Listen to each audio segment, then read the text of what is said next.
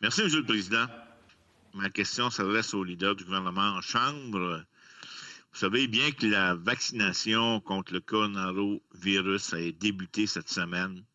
On sait qu'on devra vivre encore plusieurs mois avec ce virus. Le gouvernement du Québec annoncera d'ailleurs un resserrement important des mesures de confinement un peu plus tard aujourd'hui. Même dans les scénarios les plus positifs, on n'entrevoit pas de retour à la normale pour la période estivale, particulièrement dans les secteurs de l'hôtellerie, de la restauration et du tourisme en général. Des secteurs occupés particulièrement par des jeunes et des femmes. On sait que 60% des revenus de ces industries sont réalisés l'été. Et plus que jamais, un plan d'aide sectorielle pour ces industries est nécessaire. Vendredi dernier, le gouvernement a publié le rapport Leroux devant encadrer la relance de l'économie canadienne. Selon le Conseil sur la stratégie industrielle, 80% des entreprises du secteur du tourisme et de l'accueil courent le risque de devoir déposer leur bilan en l'absence d'une intervention ferme du gouvernement. Le rapport Leroux propose des solutions originales et vigoureuses pour ces secteurs, notamment en fournissant de l'équité aux entreprises phares et en mettant sur pied de nouveaux modèles de financement, au-delà des instruments traditionnels fondés sur la dette. Le gouvernement a ce rapport entre les mains depuis le mois d'octobre et pourtant, tout ce qu'il offre aux entreprises de ces secteurs, c'est de s'endetter. Est-ce que les travailleurs et les entreprises œuvrant dans les secteurs de la restauration, l'hôtellerie et le tourisme devront attendre le budget fédéral et patienter encore 2 longs mois pour qu'un plan d'aide sectoriel soit mis en place pour leur venir en aide? Merci, sénateur, pour cette question et pour soulever cet enjeu important pour beaucoup de Canadiens et Canadiennes, beaucoup de villes et beaucoup d'entreprises. Comme vous savez, depuis le début de la pandémie, le gouvernement a investi plus de 7,7 milliards de dollars dans le secteur du tourisme au Canada. Il a prolongé la subvention salariale d'urgence du Canada jusqu'à l'été 2021. Le gouvernement a élargi le compte d'urgence pour les entreprises au Canada et a introduit la nouvelle subvention d'urgence pour le loyer du Canada.